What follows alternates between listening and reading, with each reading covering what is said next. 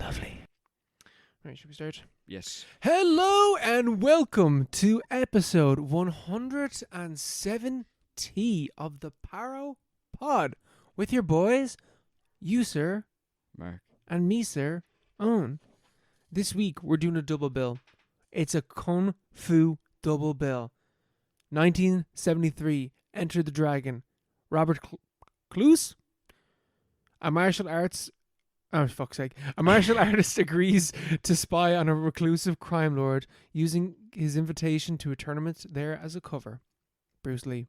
And then Fists of Fury, 1972. Lo Wai. During the Japanese occupation of Shanghai, Chen Zhen, the star pupil of a recently deceased martial arts teacher, battles a Japanese dojo which seeks the demise of his fighting school.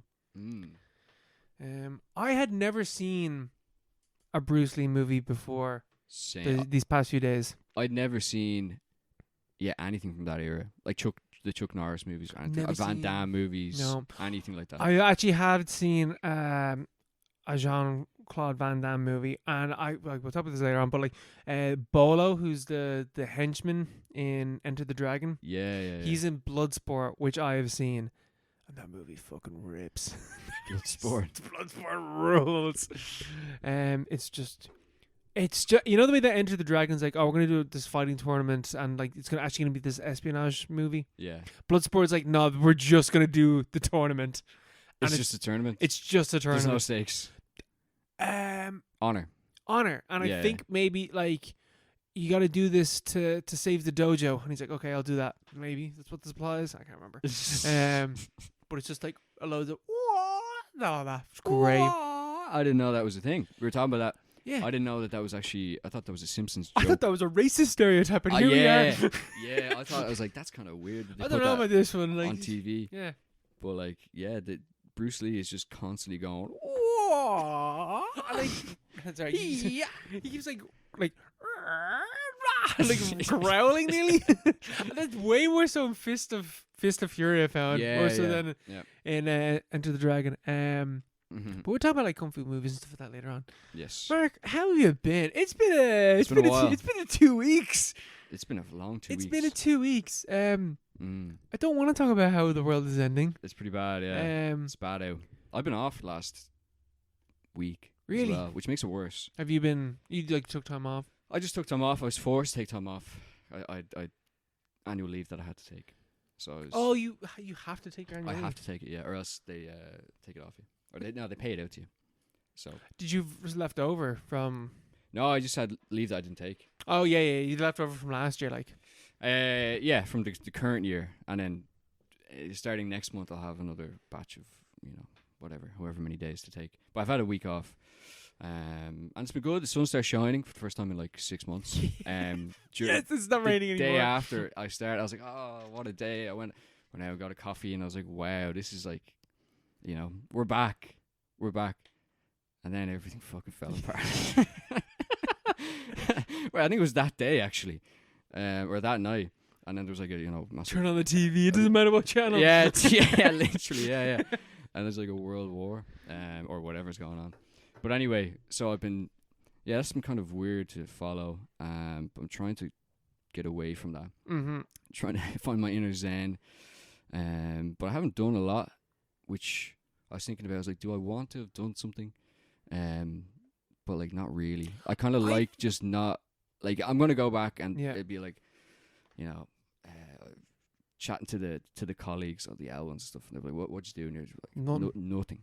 And it's going to look really sad, but like I actually don't want to do anything. Like I actually don't. Like I was thinking about maybe I'll do a trip out somewhere, but like things just aren't. The stars haven't aligned.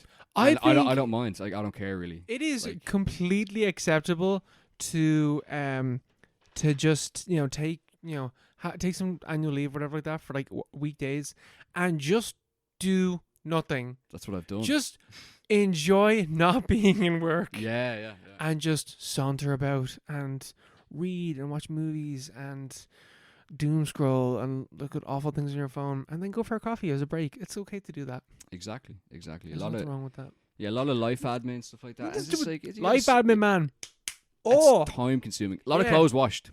Serious amount of clothes washed. I seen this trend. Well, that's not a trend, but a guy talking about like how him and his friend do a weekly admin night where they go to the pub with their laptops and they do life admin, like book trips or creative work or organizing, banking stuff or whatever. I'm like, that sounds. I don't have that much going on in my life to need to do that. But like that sounds wonderful. Same, yeah. I'd say if you did pump it all into pretty good. If I just ignored everything else going on during the week and then had one evening, that would be kind of fun. Mm-hmm. That's actually it's a lot of stuff like that. Organizing, sending emails back to my bank. Kind of chasing things up. Job application here. Looking at trips. Me and Orla were going to go to Cyprus, but then it got bombed. So I was like, well, that's one ticked off. I don't have to even look into that anymore. That's fucking what I think I'm going to do. Or maybe, look, the price has gone way down. Swoop in there. Have you seen that video of the guy being like, what's your traveling, what's your immoral life hack? And the guy just goes, after there's a terrorist attack somewhere, I go on holidays because it's really cheap and like security's ramped right the fuck up afterwards. That is genius though, yeah. I'm going to go to Dubai in the summer. Oh man, it'd be dirt cheap. Yeah, it literally would. I'm going to buy an apartment in Dubai. Finally own an asset. But yeah, I was looking into stuff like that. But like for the most part, just kind of doing nothing. Letting the sun wake me up. Lounging, yeah. And just taking it easy. Going for a few runs. More runs than ever. Yeah. I find it like, I don't like the kind of stress of having to do something with my annual leave. Yeah. I don't like that pressure. There's nothing worse than going on annual leave for a week, but you're on holiday for the entire week. I was like, and you're like, what the fuck? I'm working. Might as well be fucking working. There's nothing worse than taking annual leave with your loved one and going off to somewhere nice and seeing the new side of the world. Drinking in the middle of the day. It's fucking bullshit. This is fucking bullshit. But you are right. It's like having. It's like, I have to organize all this stuff. Or if you're going away, I have to make sure I have all this stuff organized. I have to know where we're going. How do we get out to here, this destination? How do we get the train out to this site that we want to see? And it's just like, is there a way we could pay for this? Not can we happen? Not do this? Should this be yeah? Or should this be baked into my like annual leave pay or like Yeah, it's funny because like when we go away, Melissa's like, I need you to be I need you to decide what we're gonna do, and like, cause she'll look after the travel, like the actual like the booking, logistics. the logistics of travel. Yeah. But it's like once we get there, I need my brain to switch off and you to take over. I'm like, no worries. And then it's like a couple of days beforehand, she's like, what are we doing? I'm like, I don't know. We'll figure out when we get there. Well, seat of our pants kind of job. Yeah, it's like I'm sure there's not that much to do. So like, we'll improvise. We'll just walk around and have a look. I deliberately chose somewhere where there's not a lot to do, so you can just stay in the hotel. Oh, I'm just like, I'm such an asshole, but I'm also like, it's worse than like, I'm like, I'll figure it out when we get there. Yeah. Because nearly every single time it's like, when we get to somewhere, I'm always like, follow the Google Maps. Okay, here's where we're gonna go now, and then we start walking. It's like, grand, sorry. Yeah. But like, I feel like, is that like, I do that as well. Yeah. Because like planning in advance, you're like, I'm gonna go to Barcelona, like and you've never been to Barcelona before. Oh, there's this cool church. Let's go see that. I'll buy tickets and all. Mm. And then when you actually get there, it's like, I just spent 6 hours going to a church. And it was shit. And I spent 50 quid doing it. Because like, you don't know until you're there, really. Like, that because I made like an itinerary, and like the first day we more or less stuck to it. Second day didn't stick to it at all, and then realized on the third day I was like, we actually didn't do anything that we meant to do on the second day. So we'll just do the third day and just chill out and get some food. And the food was mostly shy, but like that's fine. I think that's more of a saying about Canterbury than it is my lack of preparation. Yeah, maybe a bit of both. It's England, It's England, But on the second day when we were away, we were over in Canterbury and we saw a play. We saw Prima Facie, yeah, starring Jodie Comer, who was in 28 Years Later. And this is her award-winning one-woman play. She did a run of it in, I want to say 2022, 2023. I think that's when she did it. And it went to Broadway, and she won a. Do you know what a Tony is? A Tony Award, yeah. Yeah, she won a Tony Award. Which is like the theater Oscars. Yeah, theater Oscars is basically what it is. I presume that they do. Maybe less so like the Oscars and more so like the Golden Globe. No, is it the BAFTAs that do comedy and drama. Do they do that? Is it the BAFTAs or the Golden Globes that do that? Don't know. Whichever one does that. It's the Golden Globes. Separate. Yeah, the Golden Globes do that. Yeah. Because the BAFTAs only just happened. Yeah, the Golden Globes are the ones that do that. I presume that the Tonys are a bit like that, where they got the musicals and then they got the drama. Yeah. I presume. But she won like best performance for drama, probably. I don't know. But anyway, so she brought it back and she's doing a new run of it at the moment, and we went over and we saw it, and oh my sweet Jesus. It's one of those moments where like you're sitting and I only ever really get this when it's theater, because I don't see that much plays or musicals, particularly like professional stuff. But it's one of those moments where you're sitting there like, I really should go see more live performances, like plays and musicals, because oh my god, when it hits, there is like nothing like it. I think maybe it's because of the energy, because the actor is like obviously drawing off of your energy within the crowd. So I think that's got something to do with this. That you can really feel the emotion. The acting is so much more. It's like acting instead of like on a screen. Acting to the person at the end of it's that thing. Like, you act for the person at the back of the hall. So that they can see you. It's more impressive than, it's like more spectacular than a movie. Yes. It's like movie acting, which is like a movie's way of being spectacular, as loads of CGI and like explosions and stuff. Whereas like understated acting, where it's like Paul Mescal crying or whatever. It's like, that's cool, but like it's acting, Yeah. It's not spectacular. It's not theater. It's not theatrical. I always remember my mom saying about we watched that, that Stephen McQueen movie. Is it Stephen McQueen? Hunger. Yeah, Bobby Sands. I always heard that there's like and it is a really impressive. It's like a 12-minute long. The one take between Michael Fassbender and the other Irish actor, Priest, whatever his name is. I can't think of his name, but anyway, and we watched it, and my mom was like, my mom just goes, "It's not that impressive," and I was like, "Why?" He's like, "Well, because they're both theater actors. Like they do that all the time." Yeah. I was like, fair enough. You know what? It actually is. That's actually, You know what? Theater is just always a one take, so it's like. That's true, and the director hasn't done anything in that scene. He just puts out the camera and walks away. Off. He's gone for a shit, and it's like all the actors doing all the work. But yeah, they do that. That's their bread and butter. Yeah, whereas I think like especially in that scene, because like the camera's literally just put down, it's just two guys talking. Whereas obviously something like Birdman's a bit more impressive because there's camera movements and like actual blocking and staging going on, I guess.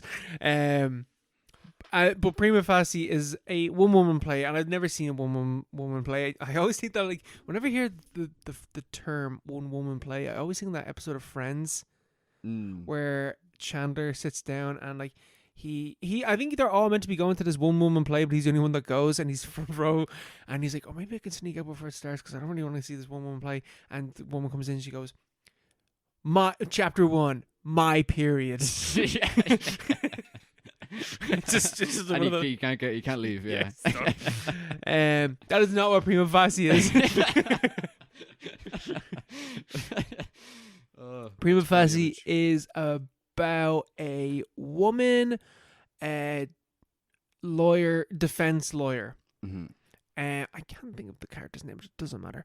And she is like rattling off at the start what it's like to be a defense lawyer, and like how you're trying to find inconsistencies within the witnesses, and most of the time the accuser of the crime or whatever the crime's going on, trying to find out inconsistencies within their story. Not to say that they're lying, but to say that there is legal truth that the defendant might not have done what they're being accused of. And then she's going on about like what is it like then when it's a man being accused of a sexual assault or a rape. And she's like, well, legal truth is really like, for me it's a game. Like, it's just a game. Like, I'm trying to win. And I have no her like track record is, if you get her as a lawyer, you go home. You don't get any jail time. And so she's talking about all this, and then it happens to her. Like, she gets sexually assaulted. Oh yeah. And then she is at the witness side, and she's the one getting grilled and asked about her story, and then she's realized that there is inconsistencies with my story because it happened so long ago, and now I'm up on stage, and it's all coming to a head now. And basically the story being like, then like at the end, one of the moments is like the lights come up and like Jodie Comer's like speaking to you, the audience, and it's like 1 in 3 women like. And like there's this one play. It's obviously like what it's about. There's a lot of women. There's a lot of women in this audience. Yeah. I was like, oh Jesus, that is like really, that's intense. That's intense. Yeah. And like talking about like how the justice system is created over like however many years, but it's only ever designed by men. It was only ever like up until 50 years, 100 years, less than 100 years, 50 years. Yeah. Let's say 50 years. The legal system hasn't had, women in any form of control within it. Like, it's a patriarchal construct, and how that inherently does not trust or listen to women, especially when it's asking them to remember something that was traumatic and 9 times out of 10 happened fucking years ago from when they're actually being asked about it. And all that has to be done is the idea of doubt in the jury's mind as to whether or not something happened. And it's just, that is so like it. I did not know that's what the play was about. It's so heavy. That sounds mad heavy, yeah. It is incredible. And also, like, Jodie Comer is a phenomenal actor. Like, she's rattling off 100 words a minute in this, like, and just like jumping between different characters, and those characters like emotional states. So like she's doing an impersonation of the lawyer, like asking. It's always from her perspective, like the characters. It's like the characters telling you what happened. Yeah. So she's hopping between the characters and like being really stern, and then flipping to her, and just the emotional devastation that the woman is going through. It's phenomenal. It is an incredible piece of art. Yeah, that sounds very intense, and that's the. I've never seen a one person play. Ever, but like it sounds like an incredible, feat. It is, and like something that'd be, very. Is it always about something sad, or like I feel like it's kind of all the one person plays that I've heard of are any one of them I've ever heard of is like they're not like they're not laughing along because that's a stand-up comedian. So yeah, literally a one-man play, and it's just like. It's just Lee Evans. It's just sweating buckets. Doing different voices and all, yeah. It's thought-provoking. Man, it's incredible what he does. Yeah, he's speaking 100 words a minute. Yeah, but it must be very emotionally taxing on them, obviously, and then that's theater. Like the advantage of that medium, isn't it, as well? Yeah, is what you can kind of channel a level of intensity that maybe you wouldn't get from a. That you can't really get at all, because you're looking at one person. Everyone's looking at one person, and they can exude obviously more energy, more direct energy to all the eyes are to the audience in person, rather than you're watching a movie about one person, or it's like, okay, well, I'm just looking at a screen. I will say that like the play is like there's moments of comedy within the play.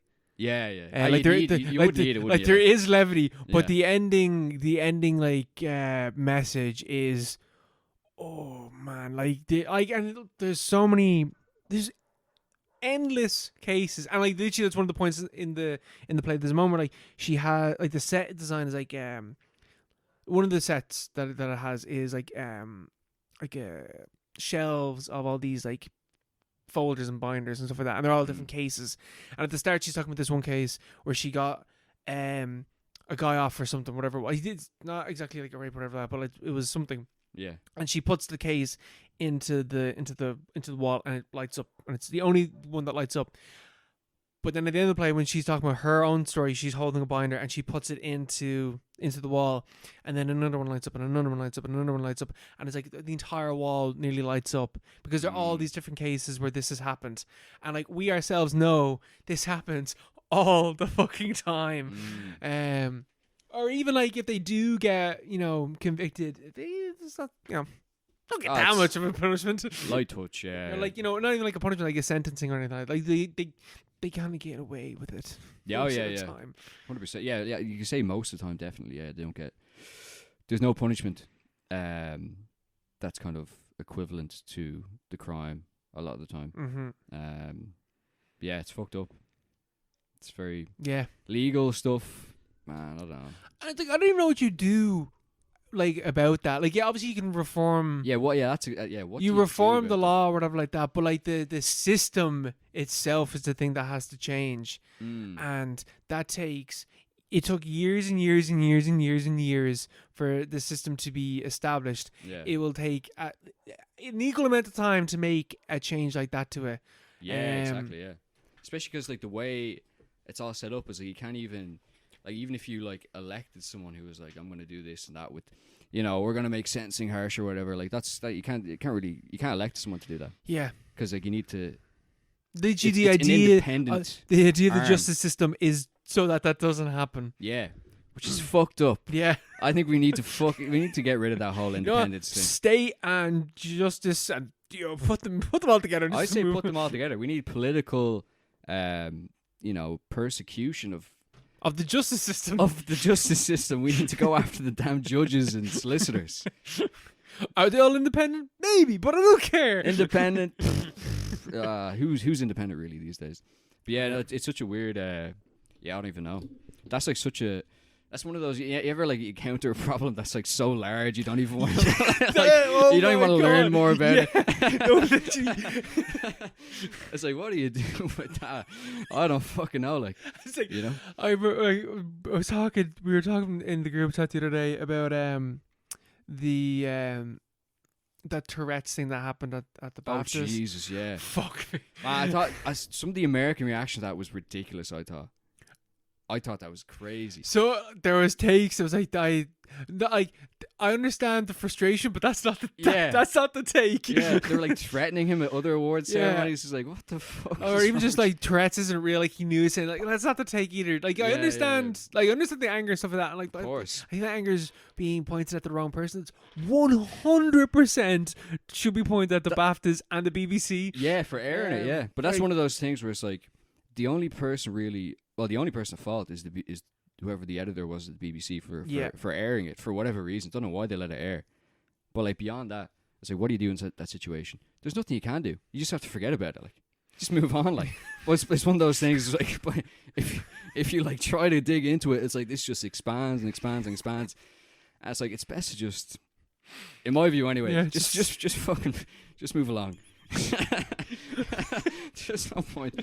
Either side of the fence. Yes, that's what, because we were talking about it in the group chat, and like Robin was like, he was been on the podcast, friend of the podcast, Robin, friend of the podcast. Yeah, like one of the lads was like, I don't know what you do in that situation. Like, well, like how, like, do you? So he's like, do you be racist or do you be ableist? Like, which one do you do? Yeah. Which team are you on? And Robin was like, no, like, you know what, Corin? You don't have to decide. Like, you don't have to make that decision. Thankfully, we're like one of the large population that can just like witness this event and be like, I empathize with both sides. I'm really glad I don't have to do anything about this. I just step away. Yeah. Step away. I don't have to have an opinion on this. You know what? Yeah, this doesn't affect me. It doesn't affect me. This is really fucked up. BBC, as usual, fuck them. BBC, yeah. And this, reforming the justice system. I don't know how you do that, but you know what? That's not on me. It doesn't affect me. Well, that's kind of different, but like, yeah. That's one of those things. It's like, you could jump down a rabbit hole, and it is something that, needs to be addressed in some way. But again, I don't know how you do that, so Yeah, I'm gonna leave it to smarter men and women than me. That's it. We have an army of people working on that, solicitors and stuff, and activists. Yeah, the people. Yeah, they know way more than us. What they need to do, Mark, is that they need to take a little pill that like unlocks the full ability of their brain, so they can lock the fuck in and solve these issues. Do you know anyone with this? Bradley Cooper and Limitless. So I decided to continue on with my meme series. Your TikTok movies. I'm watching. Well, it's reels. These are reels. These are based on reels and YouTube Shorts. That's even worse. No, man, it's vintage. It's vintage. The kids wouldn't get it because they're all on TikTok. But I watch YouTube Shorts and reels. Like a real man. Like a real man, yeah. You know, I had a conversation with someone before. They basically said that. It's like, I'm not about that gay shit on TikTok. I just watch Instagram reels. Yeah. Fair enough. Where do you think you're getting the reels from? Yeah. Oh, it's a moment of realization. Where are all these reels coming from? But like, yeah, reels is literally, yeah, like half of the scraps of TikTok. You can see the TikTok watermarks on like half the fucking reels. So like, but I like the ones that are like, you know, it's like lost. It's like found footage kind of things, you know. It's like a dog, like, you know, attacking a man in a park somewhere, you know. But it's all fun and games. It's like epic fail videos. I like them. I thought for a second my dog was laying. Now she's gone. Yeah, you said that. It's like going. I got chills there for a second. Don't know what that was about. Maybe I shouldn't have said that. You could get attacked by a fucking Rottweiler. But no, I don't like watching people getting attacked in the park. I like watching like epic fail videos and stuff. Reels is a good kind of. I get so many of them. I'm like, I think that person genuinely got really. Yeah, some of them it's like, whoa, but it's usually those are like personal accidents where it's like someone's skiing and they're like face plant and it's like shouldn't have gone skiing. Like, you know, it's not like where someone innocent has been hurt or like no, not that someone who's skiing isn't innocent. But like, you know what I mean? Skiing. It's like a dangerous activity where it's like, well, what did you expect is gonna happen? But like, Reels isn't really moderated. Instagram isn't really moderated at all. So like, it has all that weird stuff. That's like edge case. YouTube and all. TikTok, I assume, is like way more moderated. But anyway, I watched Fall the week before. Yes, and you know, I watched a few other shit movies based on their virality. Like Limitless is a movie that wasn't created to be viral, but it became viral afterwards because it is the most ridiculous plot. Because it's fucking ridiculous. Yeah, it's insane. It's an insane movie that was kind of like picked up by like the manosphere / like grind set. Like, this is what happens when you take boner pills. Yeah, when you pick up the pills at a gas station and you take them on the way to your destination. And it's like Power, but Kanye West starts playing. And it's like Bradley Cooper montage. And oh, yeah. That's what it's all about. You got to rock hard. You're ready to go. Yeah. But Limitless. Ready to crush that business meeting. Yeah. Ready to crush that Teams call. A stand-up meeting for your sales job. Gonna fucking annihilate this spreadsheet. Yeah. I'm gonna really translate this PDF data into my Excel spreadsheet. But Limitless is based on a book by an Irish guy.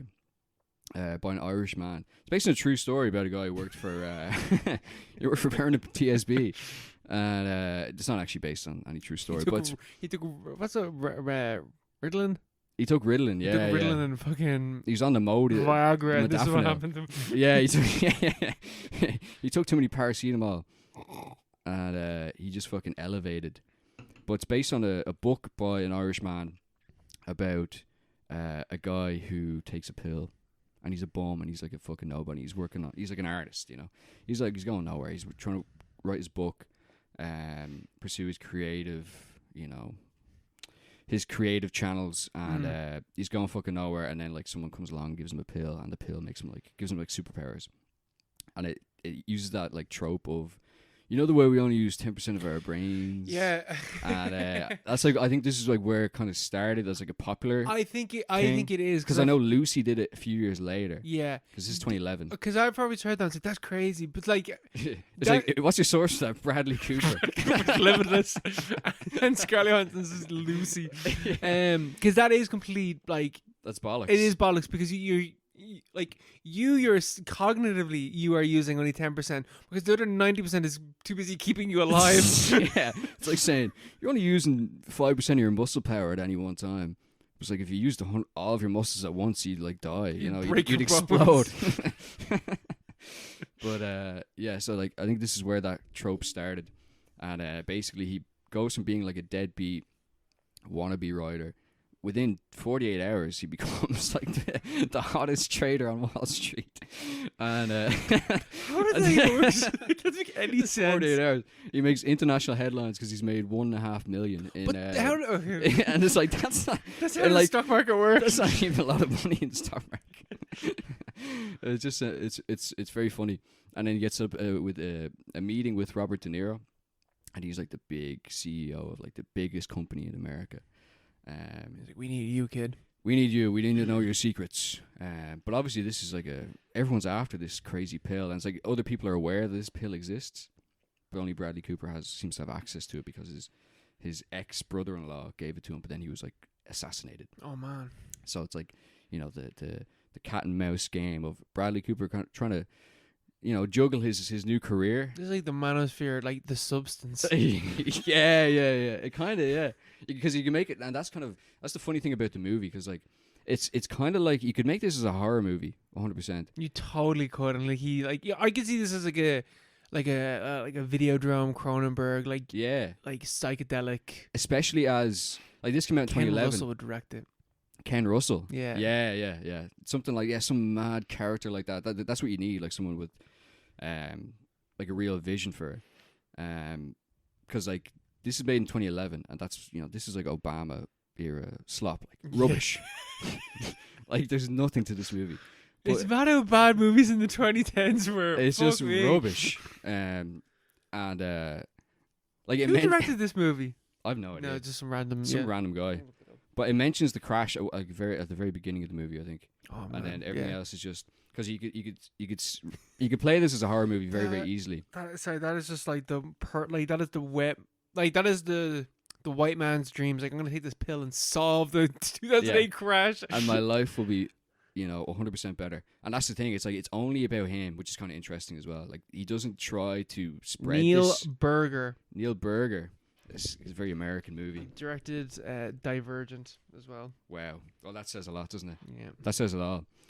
Yeah, they mentioned the crash at the start, and then the rest of the movie is about Bradley Cooper using access to these like black market drugs to become basically superhuman and enrich himself at the expense of everyone else around him.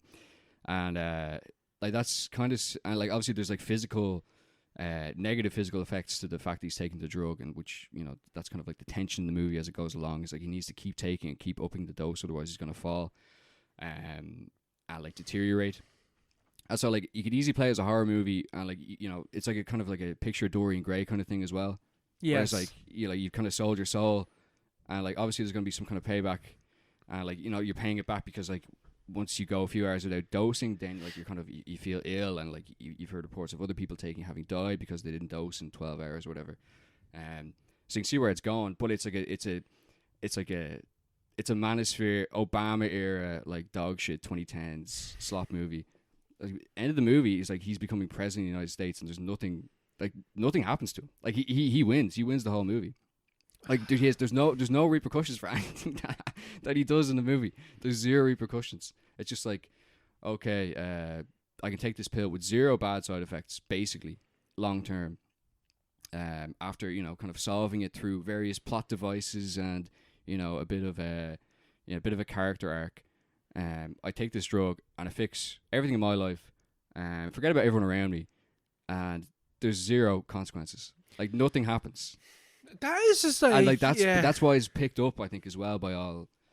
Because even like, you know, the way like American Psycho would be very much like the movie for I actually only the kind of people that would like Limitless as well. We watched half of American Psycho, and I'm supposed to like, how does anyone watch this movie like, yeah, I want to be him? And because that's like a real satire as well, and you missed that. And then like Starship Troopers as well, which is like, you know, real satire, but like, goes over people's heads.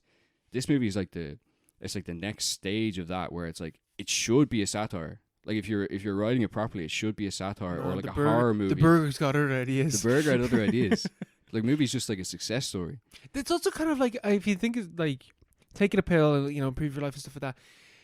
Considering that America is going through a continuous opioid crisis, that is an insane an insane take to have. Yeah. Like, oh, you can take these medicinal pills, and your life will improve massively, and like there'll be no side effects whatsoever. Yeah. It's just gonna relax you. Yeah, it's just gonna calm you down, and like you'll become president.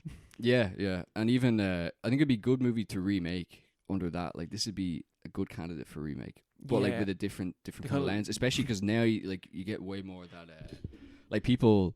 Like, you know your man, the billionaire Brian Johnson, who does the whole like body editing. Like he's like trying to defeat aging. Like he's trying to reverse aging. And you have all the new drugs like Ozempic and the other few that are like basically, you know, cheat codes for obesity, and like there's more and more of that stuff coming out, where people are basically just, you know, injecting random chemicals, like most on black market as well. Like Ozempic is only one of the few that have been approved. Literally the substance, like yeah, like black market pills and drugs with the idea that they're going to optimize their own bodies, with zero repercussions. And that's the assumption underlying all of it, is that like there is no, or if there is, it's kind of like a hand waving kind of thing where it's like, don't worry, it'll be fine. I'll be yeah. This is just, I'm just testing this out, and you know, and it's just it'd be an interesting movie to see 15 years or 20 years after, you know, 2011. Things have changed so much more in, you know, the real world, in like how people see those kinds of things. This is like I know. So it'd be cool. I knew what Limitless was, but like you describing it actually makes me realize like it is almost an interesting movie. Yeah. Like in terms of like what it could actually be. It's very close, yeah. If it was written by someone else, directed by someone else, probably. Even if they just like, because I almost feel like they did a few different endings, because it would have made sense. Because like the film, did they like test audiences like. They could, happy you probably, because like around the time it came out as well, like people probably don't want a movie about a guy that's like, or like a Dorian Gray kind of movie as a blockbuster. But you know, they did have a Dorian Gray blockbuster back then. Yeah. I've never seen that movie. No one watched it. That's the problem. Yeah. I want a sad gothic movie. Yeah. But like, my positive boner pill movie. But like up until if you changed the last 20 minutes of the movie, you could have that kind of. Like what you're talking about. Yeah. Like, it was like, it's kind of an interesting idea. It's just the last 20 minutes go off in like a weird direction. Which is just a happy ending, basically. Like, but it makes the movie like just pointless to rewatch. Yeah. I know. Except as like a kind of like a escapist fantasy of like that. Oh, I wish I was that guy. Because like realistically, what that should be is like you're burning your brain out. Yeah. You're burning your brain out, and you're actually like when you're off, your brain ages. Is accelerated, so you know by the time you're like 45 or something like that, you have the brain of a 150-year-old, and you're just gone. Yeah, that'd be kind of interesting, you know. Even to hint at that at the end, so it's like, okay, well, he's all right now, but he's giving one of those Joe Biden like stares off into the distance. There's something wrong there. Starts talking about fucking weird, like slurring his words and rambling from his past. But like, even a hint of that at the end would have been interesting, but. It's an interesting artifact. I don't know why it's a movie that only exists on reels. I have this film, and like this movie is also, and I think you talked about this movie recently as well. In Time, like those two movies are like In Time. Yeah. I think it's because they're both like got like green covers. Yeah, and they're like very like that era. Yeah, very. Yeah, In Time is that like 2011, 2012 as well. I think it's the same. I kind of, and In Time as well is like an interesting enough like concept, and it has a very clear political message, but I've never seen it, but I don't think it does anything with it. It is literally just an action movie. Yeah. Which like what a waste of a fucking premise like that. Yeah, I don't know. People, I don't know what they're doing. Kind of, you know. They should remake these movies now instead of remaking, you know, actual good movies. Exactly. Yeah, like movies that had potential, had the seed of an idea. It's like, okay, where can you go with that? Or where can you re-elaborate on that in like, you know, 20 years into the future? Rather than remaking fucking whatever, Batman or, you know, Spider-Man stuff, or, you know, Back to the Future. That's coming. It's coming. Yeah. I really don't want that. Like, he doesn't need it. It doesn't need it. But it's going to happen. But it'd be great. A Limitless remake, American Psycho remake, which is not a satire at all. Well, that'd be interesting. There is a sequel to that we could talk about sometime. American Psycho 2 with I think it's Mila Kunis. Mila Kunis, yeah. Uh-huh. I have no idea what that movie's about, or like what it could possibly. I think she's like a sorority girl or something. I don't know how that works, but whatever. Yeah. So is that a satire though? I Probably assume not. it is. I- No? A girl American Psycho. That's so subversive. Oh yeah, don't see it coming. Wait, She sexes her way to the top. wait, the girl, she's violent. Yeah, or I'd say it probably is it like a revenge movie or something like that. You know what I mean? Yeah. One of those fucking pieces of shit. Yeah. I watched a horror movie. That I think that might be the first time I've ever watched a horror film. I watched Lights Out.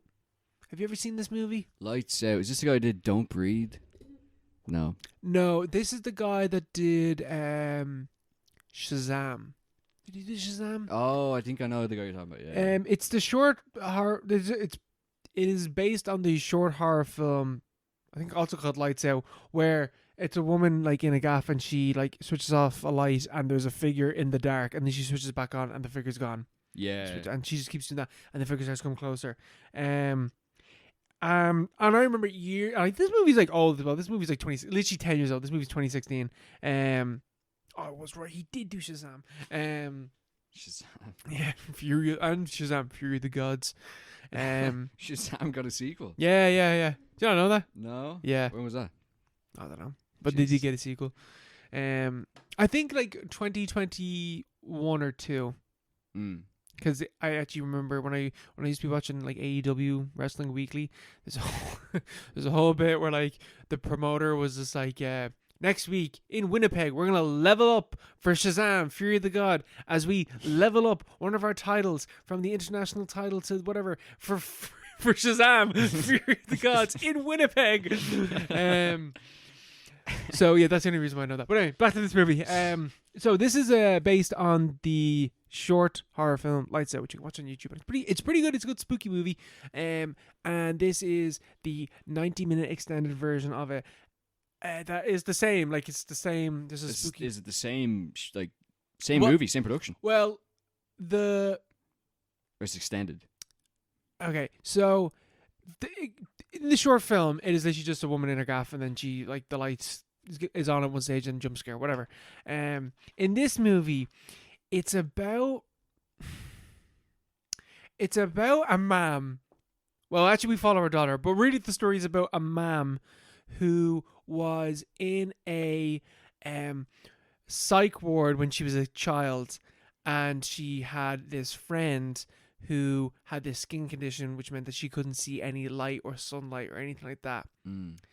And bad things happened, and now years later we follow her kid and her son after the stepdad was murdered by the spooky demon woman in the dark. The story is very convoluted.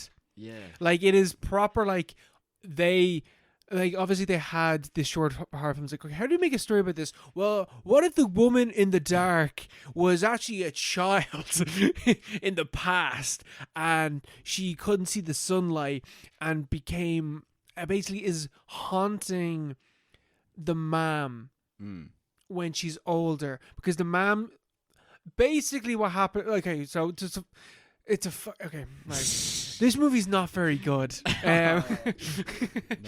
Like the scares and stuff like that are like pretty alright, but it's the same scare, like light on, light off, and the thing starts coming closer. Like that's how nearly every scare is. Yeah. The problem with this movie is that, and I don't know how it is intentional, I guess, but like the woman in the dark who is haunting the mom is being manifested when the mom's depression is high. Yeah. When she's in a depressive state or in a bad sad. mental state, that is when the woman in the dark comes out. So it's a metaphor for trauma? It's a metaphor, well, more so for like depression. Yeah, okay. There's no trauma in this movie, thankfully. Thank fuck. 2016 is marginal. I mean, this is Back like then. like this is an example of them being like, like it's definitely like a really, it's a, it's in vogue that we make the monster really obviously an allegory for something. Yeah. So, Yeah. Woman in the Dark. We'll just do depression. She's sad. How about she's sad? Because of that, they the allegory. She's like lights. Like, I'm gonna spoil the end of this movie. All like whatever. Like, it's she's. The woman's getting haunted, and the kids are trying to save her, and like they're talking about like how mom used to be like this, like you used to be fine, and then dad went away, and the demon woman is causing all these issues and is killing people within the mom's life and driving people away because She's killing people. yeah, she killed the demon woman kills people. She kills the man, the husband at the start. So there's two kids. Let me explain this family tree real quick. There's two kids. Both are half siblings.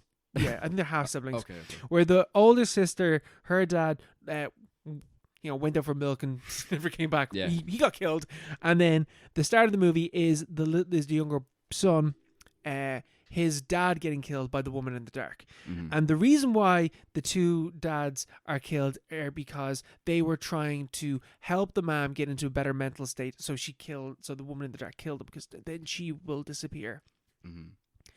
And so the woman in the dark represents depression and pushing people away and literally cracking open and like splintering this family because the mom can't deal with her depression. Mm-hmm.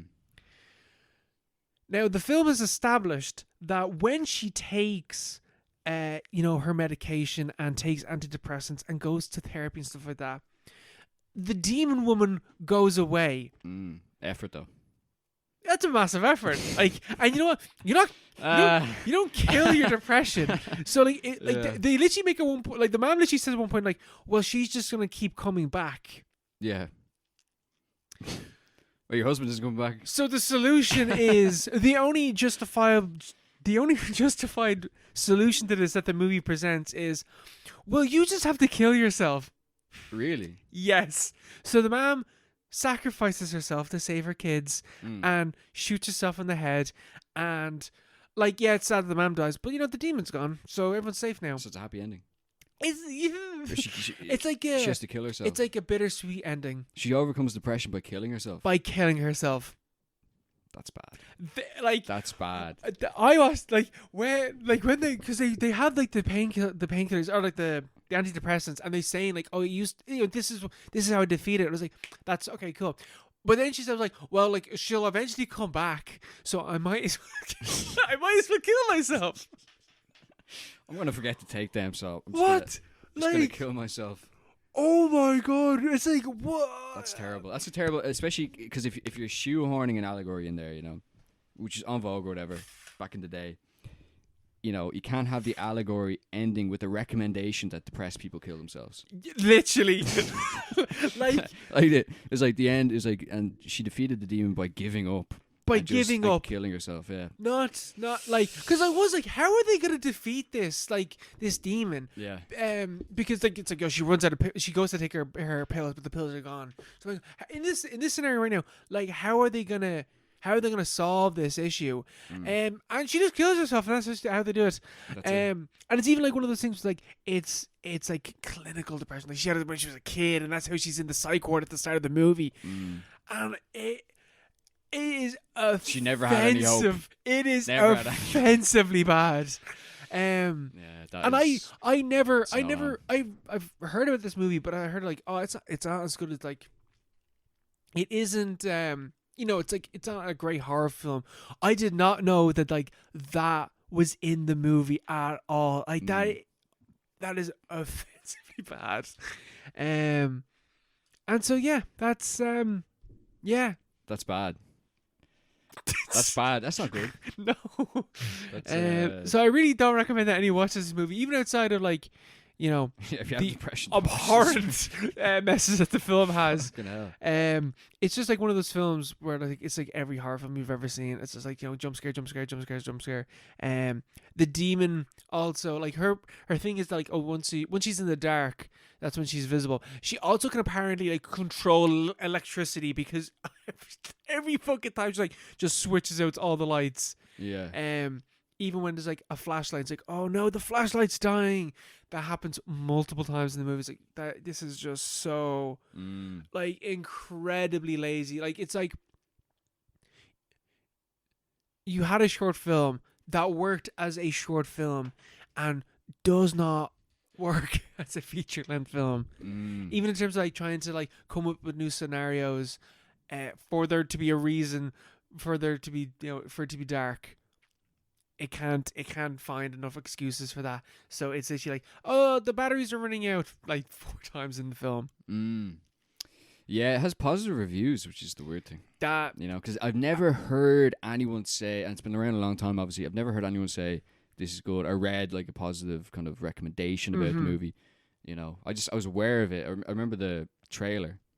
Yes, the trailer scared the shit out of me because I was like, oh, that's so freaky. But like, that's the extent of it. That's the whole movie. That's a short film. So yeah. Even I do think that a lot of the positivity, and I can say this now because the guy's like very successful. He's made like 2 massive Warner Brother movies, and he made he made Shazam and Shazam 2. So I can say this now.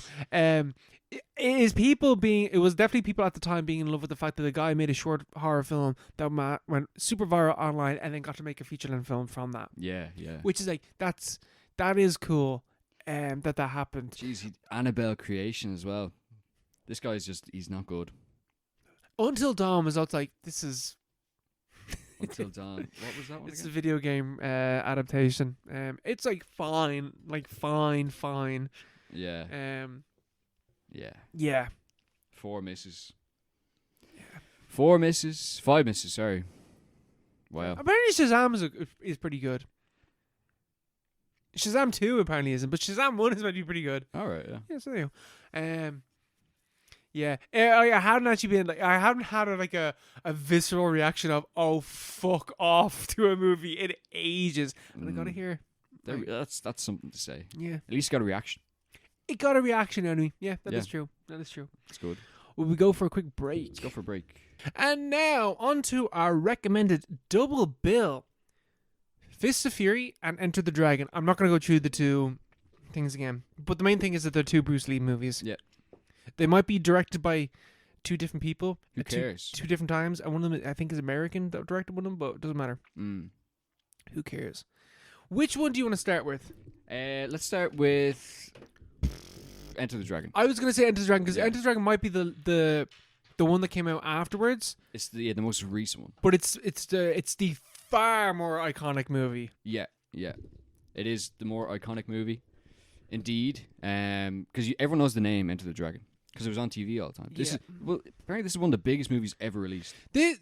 I read that this movie was made for $850,000. Yeah. And international box office, I think, was something like 92 million. Yeah. Or something like that. Which is like 10 billion in today's money. Yeah, it's like fucking it's like endless, unlimited amount of money. Yeah. Let's just say 100 mil. It made 100 mil back. Let's say 100 million. It cost less than $1 million. It made 100 mil back. That is insane. Insane. Especially for like the time, because like Bruce Lee, like Enter the Dragon was his movie. Like when we get into Fist of Fury, that was his second feature-length film. Or second, I don't know why I said feature-length because I don't think the major film was back then. A lot of shorts. He did so many short movies. He was in Lights Out before. But Bruce Lee is a very interesting man. Yeah. Very interesting man. I know about him, but I've never seen any of his films until now. And like he really is the progenitor of what would become modern action films. Like kung fu movies is really where like you don't get The Matrix, you don't get John Wick, you don't get The Raid, you don't get Rush Hour. Yeah, pointy. You don't get Jackie Chan. Yeah. You don't get like any form of martial arts action film without Bruce Lee, which is like a modern way that you make films would be like a martial arts film. So like going back and watching these movies is like this is a piece of history. And it's it also just solidified that the 70s was the best time for film. Like there's no better decade for movies. yeah. Had everything. It's just throwing shit together, you know, and seeing what sticks. And a lot of it, a lot more of it sticks than you think. A lot of the experimentation works, you know, like generally speaking, and then in this movie as well, like Enter the Dragon. Mm-hmm. Like it's a combination of a lot of weird things. This movie is very confused. This movie is so, you know, like it's got lots. It's martial arts and stuff, and like, you know, it's got 3 main characters. But it's like, mainly Bruce Lee. And they're on Epstein Island. They got a Chinese Epstein Island with but they're at the behest of like some British guy who's like only in like the first 20 minutes. I love the bit where he wakes up and he's like, "This was sent half an hour ago and I wasn't told about this." He's just waking up to like Bruce Lee being like, "Please, for the love of God, send help." Yeah. But so, it's a weird combination of so you got the sex addict, gambling American capitalist pig. You got Bruce Lee, who's an honorable Chinese man or Hong Konger. Yeah, and then the black guy. You got the black guy. It's got some amazing a blaxploitation character. Yeah, just like ripped out of you know, other independent American cinema and like thrown into this movie as like, you know, just kind of he's just kind of there to die. And what happens? And like I love the bit where it's like I actually feel like this is like blaxploitation, but like, you know, I don't feel like he's being like he's being depicted like, you know, pretty equal to the rest of them. Yeah. And then it's like, no, the black guy takes 4 women because that's his sex drive. It's like, wow. Yeah, that scene. Holy shit. Yeah, I watched this alone, but that scene was awkward. You know? I watched it alone. I was like, please don't let anyone walk in. That was grim. It's like it goes on. It's like, you know, a bit too long as well. It's just kind of like, I want you, and you, and you. And you. And for those of you who don't pick, I'm sorry, but I'm feeling kind of tired. It's like, what? Was there any need for that scene? I don't think so. So, like, I would say the vast majority of scenes in this movie, it's like, was there any need for that? So what happens in the movie? Bruce Lee is he's a Shaolin monk. Yeah, he's a Shaolin warrior. Yeah, and he's just a British guy's like, here, we got Jeffrey Epstein, and we need you. You just go to Jeffrey Epstein's island and just sort this out because a bunch of women are going missing, and there's like drug dealing going on and bad things, whatever. So he runs this tournament, and we need you to go in and sort it out. The tournament is completely not like what's the word? Superfluous. It's like it's not completely pointless, is it? It is completely pointless. It's like I thought this movie because it's a spy thriller mixed with, you know, there has to be a martial arts tournament somewhere in there because it's a Bruce Lee movie. But I guess they're like, so it's like you need to go and get these secrets. There's a secret fucking cult and gang that operate out of this island, and for some reason they're holding a martial arts tournament. I tell you what, like I was watching this, like, why didn't Jeffrey Epstein have like secret tournaments out? Yeah. Like, why not just fully commit to being the Bond villain? Yeah. But yeah, so he goes off and he fights in the tournament, but really he's only there. Like, the tournament happens, but I would actually say, and this is like, again, this is my first Bruce Lee movie. I was somewhat disappointed by the fighting. Not by the fighting, but like. He's a James Bond character in this. Like, it's way more of like an espionage film. Yeah. Yeah, it's a spy thriller with martial arts, you know, in it. Yes. And like, because it's not like Bruce Lee is the main character, but like the American is also the main character for part of the film. Yeah. And I can't remember the black character's name. I can't remember anyone's name. Yeah, I can't remember his, but like outside of Bolo, but we'll get into Bolo later. Like, they're all kind of have like separate threads which all lead them to the island. Like the black guy is escaping persecution in America. Yeah. The white American guy has debts. He has debts. He's gambling debts which he needs to pay off somehow. And Bruce Lee needs to restore the honor of his temple. Yes, because temple. The guy that runs the island was a Shaolin warrior. Yes. Yeah. Han. Yes. Han, yeah. But yeah, so then when they get to the island and they compete in the tournament, And then at night, the women they're just like told like, "What women do you want?" Because you're gonna be here for a couple of days, so like, what woman do you want? That's kind of Han's whole thing. It's really uncomfortable. Yeah, it is. It's But pretty grim. But like the That's fighting, not the focus either. Just kind of like, okay, whatever. yeah, they're like, yeah, fine. Like we know, like Okay, well, this is kind of a bit of a sidetrack to the mission, but okay, I'll take this bullet. yeah, I'm a man. I'll so- take 4 of them actually. Yeah, like the fighting thing though, like I was expecting, like, because I knew that like the kung fu movies were a lot of, like, and, like hitting and like holding the pose for ages, but like especially in this movie, like Bruce Lee is knocking people out with, like, and they all do. They all just knock people out with one punch. There's no back and forth. It's just them beating the shit out of people. Out of 10, 15 people, yeah. And each one coming up with like one at a time. Yeah, yeah. Like at one stage in this movie, Bruce Lee's like running down a corridor and like he's like fighting people off, and it reminded me of the scene from Old Boy, Yeah. where like that like the one of the greatest action sequences in any film ever. Where in Old Boy he's in the corridor and like it's got the sign on. He's like, it shows at the start like how narrow the corridor is, and like it shows like how kind of realistically he could fight his way through an entire corridor of dudes. But in this it's like it kind of the same, but instead it's like he just kicks them one at a time and like strikes poses. And you go, yeah. There's so much of that, like, yeah.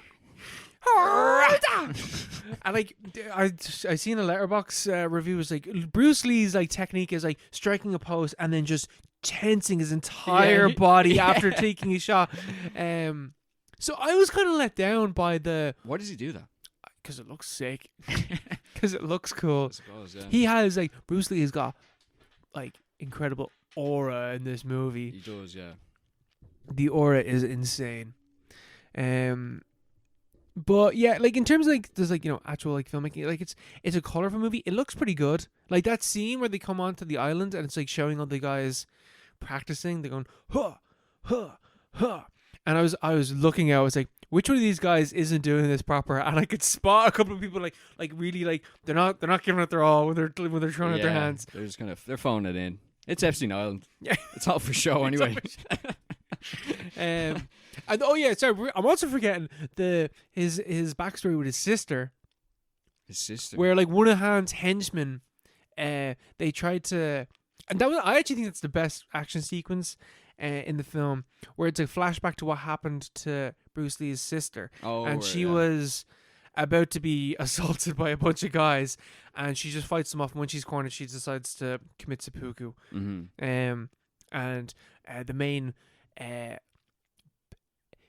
was gonna say the main henchman, but he's not really the main henchman, because the main henchman is Bolo, who's the most ripped, massive dude in this movie. His physique is insane.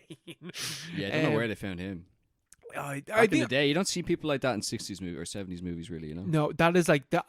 That is my ideal body type, is to look like that. Yeah. Just a swole monster who like breaks people's necks by like pulling their hair too hard. Yeah. Some of the moves are pretty cool in the movie.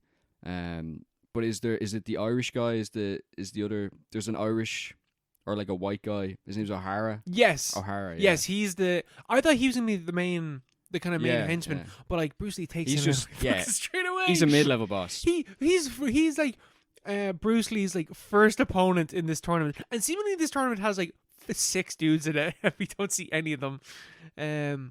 So that's like that's the thing that disappointed me with this movie, was the fighting, but also like the tournament wasn't like. I was expecting like the tournament to be like, okay, right, I'm gonna fight my way through this tournament and then take on the main villain, and like this is the climax. That's not what happens at all. Yeah, the tournament is like a side quest that they're just like, we have to maintain appearances by fighting in this tournament, and also it's, you know, it has the added bonus over taking out a few of the henchmen. I also do think, you know, the bit where like so like the black guy gets killed because he is outside just like practicing what's it called? Wei Shun, which is the the kind of martial arts that they do in the movie. He's outside just like shadow boxing basically, and Bruce Lee's like running up walls and like kicking the shit out of people as he's trying to like investigate. And the main bad guy, Han, is like, you were the only person that was out last night. Whatever his name is. Like, so it must have been you that did this. Now, the henchman, he gets a Bolo. Then the Han gets Bolo to like kill the henchman that failed. But like, surely the henchman would have been like, no, it wasn't. You know, there was some other guy. It wasn't the 6'5", you know, one black guy that's on this island. It was the smaller Asian dude that's running around. Yeah. It was a Chinese guy. It was a Chinese guy. Pretty sure it's Chinese. It's pretty dark, but it wasn't that dark. So like, I actually think this is like an incredibly weak plot. Well, the plot is nonsensical, but like it looks really cool. It does, and like just the visuals of the movie are really pops. Yeah, it's such a colorful movie. Very colorful movie, and it works in that kind of like kitschy 70s like A-team, like kind of exploitation movie. Yeah, that's like it's better than, I don't know. It's very melodramatic. Yeah, of course, yeah. But like, I'd say it's better than like an exploitation movie, but it's just kind of by the fact it's so iconic, and I would say easy to follow, but it's not really that easy to follow if you don't already kind of like have an idea of what's going on. But yeah, no, it's engaging at the very least. You know, it's the island location, Bruce Lee snooping around, the pointless martial arts tournament. Like, it has the fight scene at the end is pretty cool with the. In the mirrors. The mirrors is pretty sick. Yeah. Because, like, I was like, oh, there he is. But then I was like, he's after walking. I actually, like, the way that they position the camera, there's moments where it's like, oh, yeah, Bruce Lee's walking in front of the camera. But then he, like, passes by and then he comes out the other side. I was like, oh, that was actually, we were actually looking in the mirror there.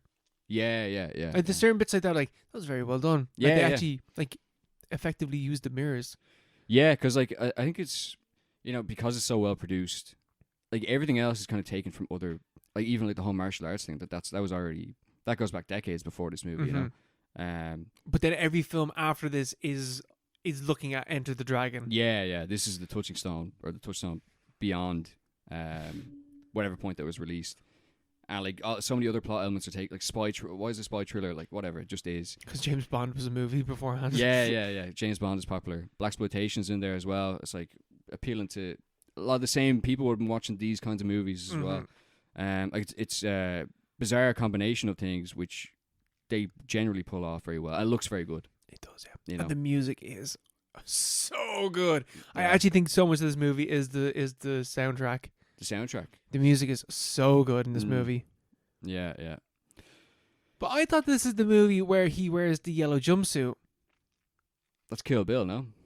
Well, she wears the yellow jumpsuit because it's a throwback to Bruce Lee, and this is Bruce Lee's most iconic movie, but that's not where he wears the yellow jumpsuit. Am I wrong in saying I thought that's where?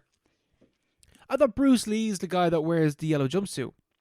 I've no idea. I don't know. Bruce Lee. He needs to show off the physique. He's got that little tunic he wears at the beginning of every movie, and it's like whoa, like this guy. He looks like an average guy. And then he has Death. Game of Death. That's where he wears the yellow jumpsuit. Bruce Lee, Game of Death. But he's got to be flexing those muscles, you know. He's got to be posing properly. He is incredibly ripped. Yeah, he's insanely ripped. He's shaped like fucking Crash Bandicoot. Yeah. He's just going around battering Spinning. Everybody. Yeah. He, like, that's the other thing. Like, the kicks and stuff like that. I was like, this is incredible. Like, physicality to do this. Like, and like that bit where like he's like he's like climbing down like a shaft and he's holding onto the rope. I was looking at it, I was like, I don't think his wires there. I think he's actually doing that. Yeah. I think he would have been. Yeah, like all the stunts, I think were him. Yeah. I think he was also involved in. He choreographed all the fights. Yeah, and he did some of the dubbing as well for like the Chinese like the minor like actors that wouldn't have spoken English. You know Jackie Chan's in this movie. Is he? Yes. Where? Jackie Chan plays two security guards that get their head kicked in by Bruce Lee. In 2 different scenes. Yeah, 2 different scenes. He plays 2 different characters that both get the shit kicked out of them. That's gas, yeah. So it gave us Jackie Chan. Was this his first movie? Maybe, I don't know. Mm. Yeah, what would say him doing his own stunts, because that's like the kind of staple, I guess, with a lot of these movies, and the dubbing, because the dubbing isn't.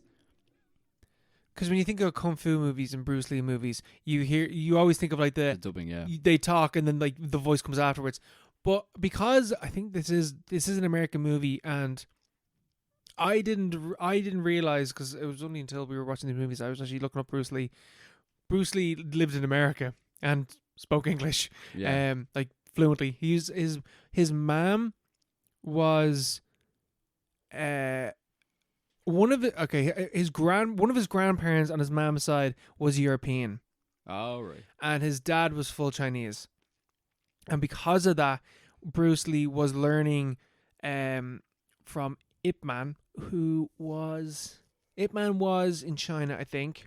I might be butchering this, but I think Ip Man was in China, and Bruce Lee was learning Wei Shun from him. But then the Chinese government, like, no, you're not fully, like the Chinese, culture or society or government, you're not whatever. one of us. You're not full Chinese, so you actually can't learn Wei Shun. Yeah. So then he was secretly taught the martial arts by one of Ip Man's best students, who taught him then. But Right.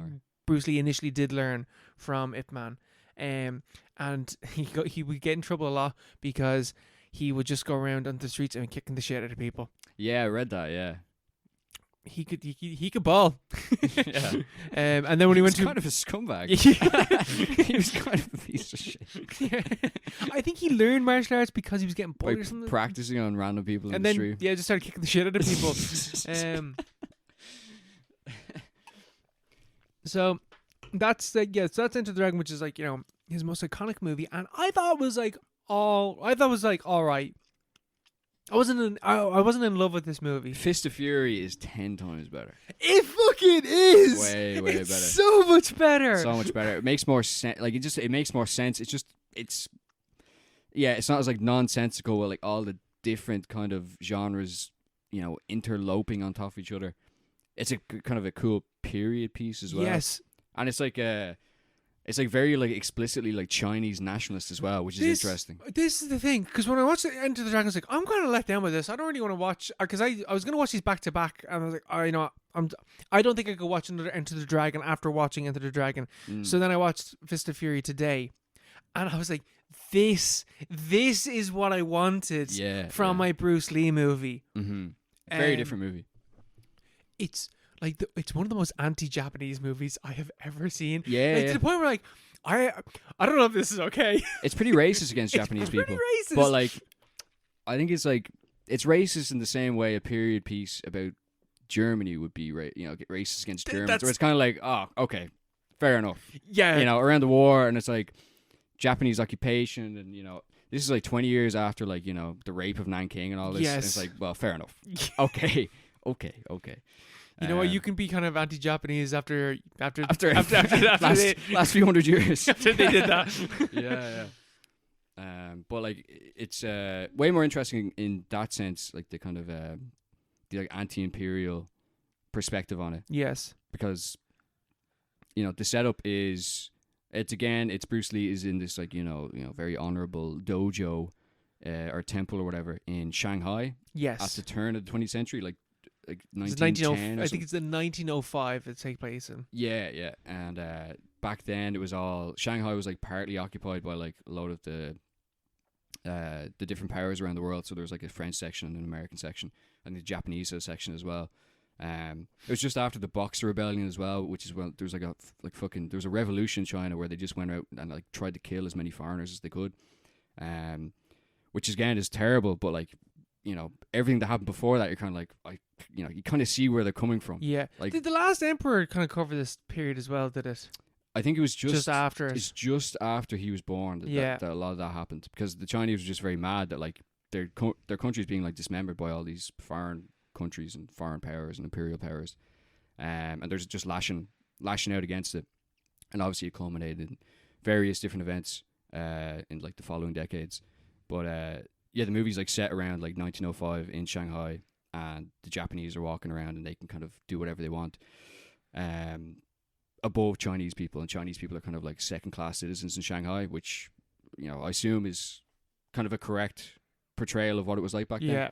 And then the whole movie is about basically the honor of his dojo is insulted or kind of offended by competing Japanese school in the area. School, yeah, or whatever, or gang, school, School, but really, they're all just gangs, really. They're just bullying them, yeah. They're all basically just gangs, but like these guys are Chinese and they're actually from Shanghai, and it's just these Japanese interlopers who are like insulting their honor and insulting their fallen master, sensei, and stuff like that. And the whole movie's about Bruce Lee.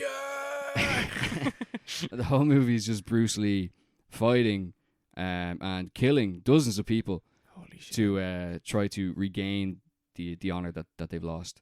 And it's way cooler, more impactful, and more like there's a bit of catharsis to the story. Yeah, the fighting is so much better in this one. Yeah, because this is a Chinese or Hong Kong movie? This is a proper Hong Kong movie. And it's fully dubbed. Like there's no. Yeah, there's proper like their mouths move. The voice is not matching with the mouth, because originally it was in Chinese. Which I watched the dub because I was like, I'm just gonna watch the dub. I watched the dub as well. Yeah. But like maybe cooler to watch. No, it's not cooler. It's definitely cooler to watch this thing dubbed. Yeah, it's supposed to be watched. It adds dubbed, fucking insane levels of cheese. Because I think he dubbed his own character as well, like and I think he did the same thing he did with Enter the Dragon, with this one where he was like dubbing random side characters and stuff just to kind of assist with the like international distribution of the movie. But it's a way more authentic look at. It's like if you only watched Enter the Dragon, you'd be like, oh, that's martial arts cinema is like a funny little subgenre or whatever, or like flash in the pan kind of thing, like blaxploitation, maybe.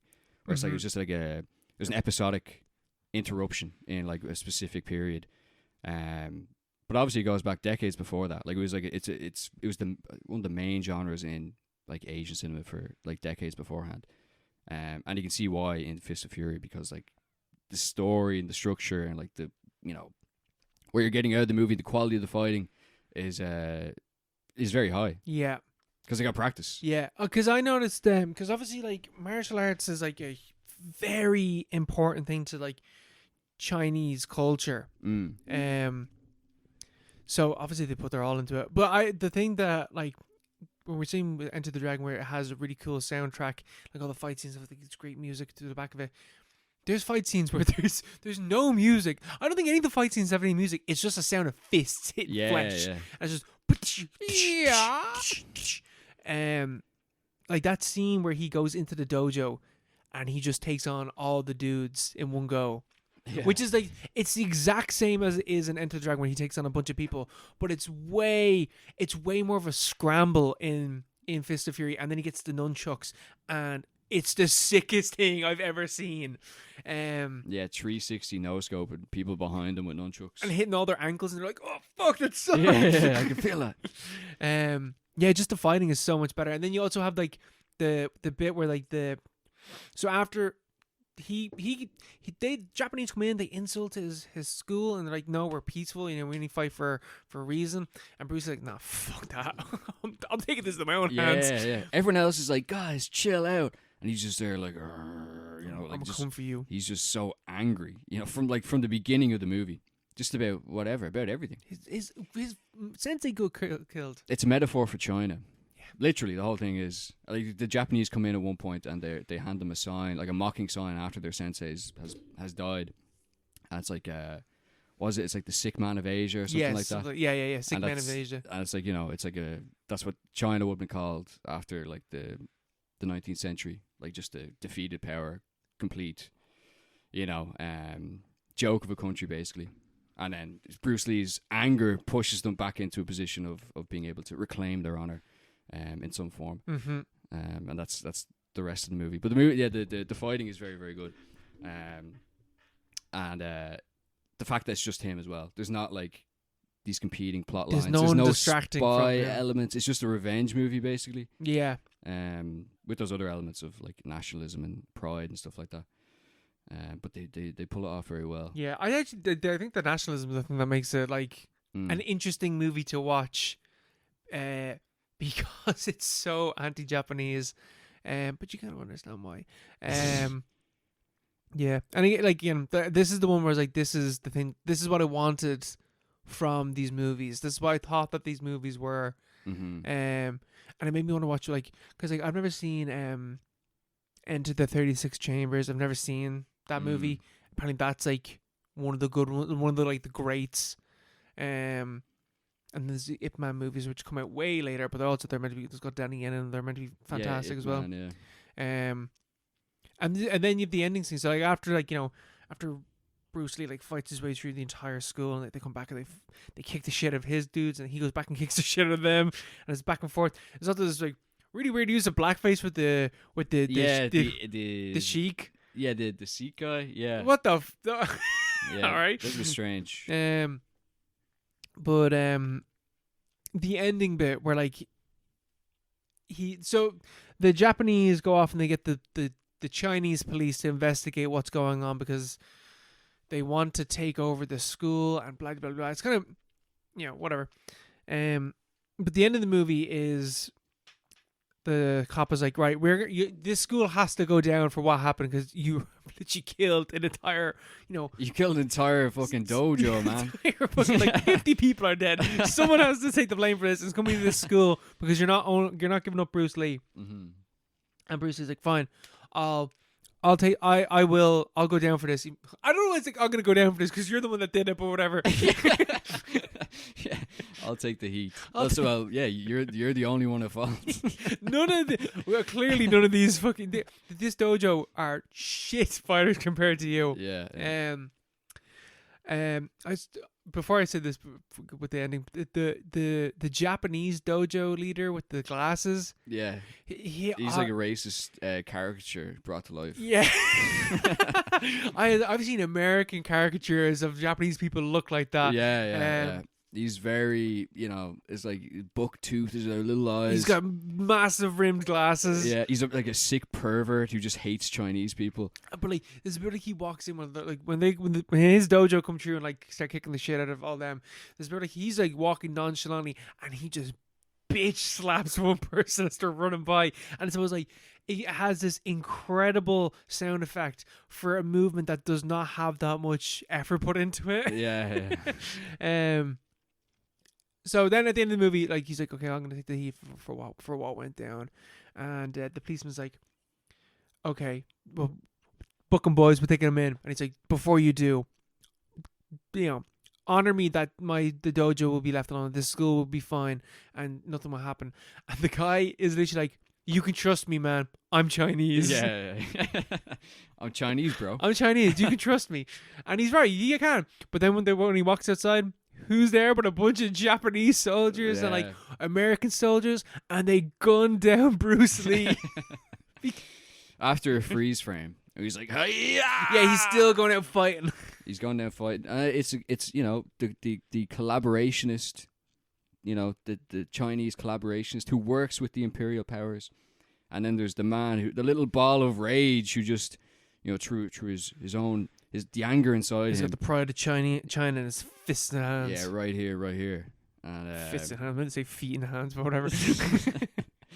But he doesn't give a shit. He still goes down swinging. He goes down swinging. Yeah. So that's probably the first nationalist Chinese movie I've ever seen. Yeah.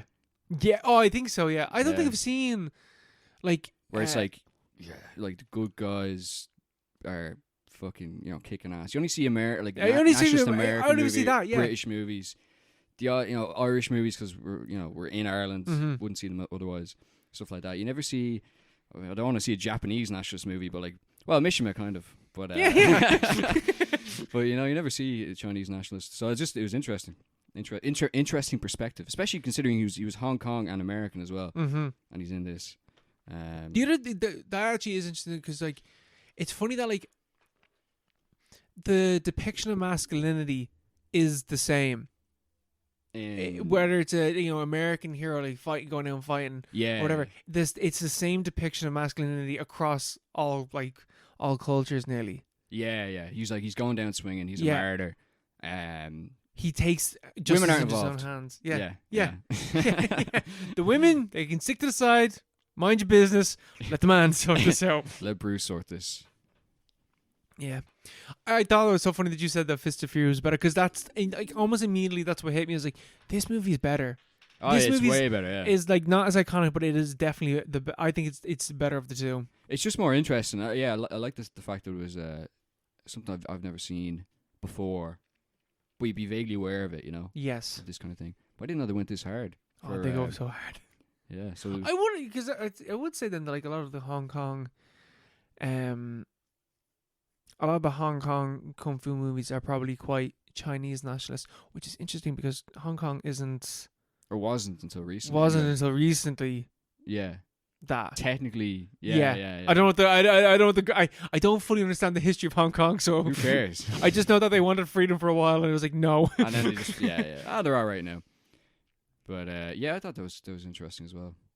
So, geez, I wonder what Taiwanese cinema is like. Oh, They're man. just the same as we hate Japanese people. So what the hell? But yeah, no, it's very good. Yeah, Enter the Dragon, good as well, but like good in like a kind of fucking, Burt Reynolds kind of way. Yeah. You know, There's a movie. I think there's a movie. I don't know if it was AI that I didn't watch it. I but thought it was I saw like a thumbnail that was like Chuck Norris versus Bruce Lee. I don't know if that actually happened in a movie or if that was like an AI depiction of like, oh, this is what it would look like. I didn't click onto it.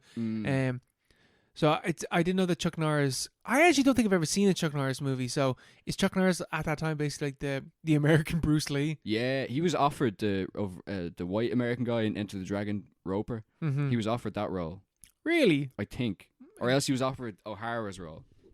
Maybe O'Hara, because I think It's like I ain't losing to a Japanese to a Chinese guy. I think that's actually why he turned it down. Yeah, from what I was reading earlier, he was offered a role in the movie, but he turned it down because he didn't want to be seen as a loser. Because obviously Roper doesn't get beaten by Bruce Lee, so it must be O'Hara. But yeah, When was Chuck? Was Chuck Norris like the first American superhero? I'll just say, like, ultra nationalist superhero. I don't know. Because I thought he was like. I don't know when his movies came out. I've never seen any of his movies. Because I always thought that he was like around the same time as like Arnie and Stallone and stuff like that. But I actually think he was. But I think he was way before He them. was before that. Like he was old in Dodgeball, in like 2003 or whatever that came out. Yeah, he's in that. Yeah, that was the only film I'd ever seen that he was in. I think it still is the only movie that I've ever seen where Chuck Norris is in it. Oh, he's in Game of Death, which is the iconic yellow suit. He's in He's in that. Chuck Norris is in that, and he's also in The Way of the Dragon, which is another really, really iconic movie. Okay, so Invasion of the USA is the 80s. Okay, that's weird. So he is an 80s star, but he was in these Hong Kong movies as well. So what? Yeah, why did he turn down a role in Enter the Dragon? It's like, bro, no one knows who you are. Why does it matter if you lose to Bruce Lee? I thought he was much earlier than that. I thought he was. No, he's the same time. He just came up with. He's in Bruce Lee movies. When you go into his letterbox, his most known film is Dodgeball, and then Expendables 2. Yeah. That makes sense. I did not know that. Yeah, no, he's an 80s star. I've never seen. I have seen 2% of his movies because I've seen Dodgeball. Okay, well, we leave it at that. Let's leave it there. Do you have a movie for us? Sorry, before we continue on, I'm just reading Chuck Norris's letterbox bio. Carlos Ray Chuck Norris, born March 10th. Happy birthday, Chuck Norris. Oh my 1940. God. Is an American martial artist and actor. After serving in the United States Air Force, he began his rise to fame as a martial artist and has since founded his own school, Chun Chuk Do. As a result of his tough guy image, an internet phenomenon became in 2005 known as the Chuck Norris Facts. That's so interesting. So he is a martial artist. I did not know that. He's a martial artist. Are they all not martial artists in the movies? Well, they all are, but like Chuck Norris is like an American martial artist. That's what he's like actually best known for. So Mark, do you have a film for episode 171? Yeah, I'm going to recommend Dead Man's Letters, which is a movie by Konstantin, what the fuck's his name? Lopushansky. It's a Soviet movie from 1986, set in a post-apocalyptic scenario where there's a group of people kind of wandering around as survivors. And there's a history teacher who's kind of like, I suppose, the narrator, the main character. It's a movie I haven't seen, so it looks kind of interesting. It caught my attention, the poster and the banner on Letterboxd, so I think that's more than enough. The poster is sick looking. It's a great poster. Yeah, the Soviets, they had incredible posters. Well, everybody in the 80s and 70s had great posters. Yeah, oh man, graphic design back then was so sick. Yeah. It was a job. It's full like, time. Just imagine designing movie posters full time. I know there's like, oh, let's just put faces on it and that'll do. Yeah. Let's just throw Floating it heads. together. AI. Right, leave it at that. All right. Good night. God bless. Bye. Shit.